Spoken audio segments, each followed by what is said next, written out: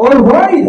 Candidate number 1, paalala lang po sa mga audience natin na maaari po ay tayo tumahimik kapag sumasagot po ang ating mga candidates. Maraming salamat po. So, candidate number 1, here's your question. Kung huling hininga mo na, mau-offend ka ba kung magtatakip kami ng ilong? Kung huling hininga mo na, ma-o-offend ka ba kung magtatakip kami ng ilong, candidate number 1?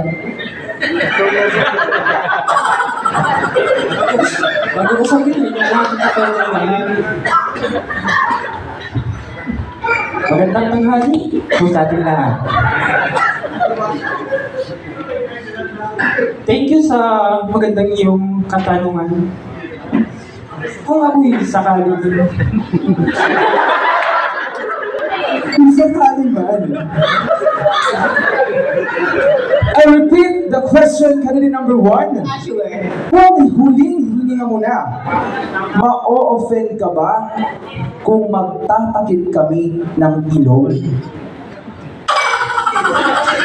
For me, di naman ako ma-open kung magtatakip kayo ng ilong. Alam ko naman na sa huli kong hininga,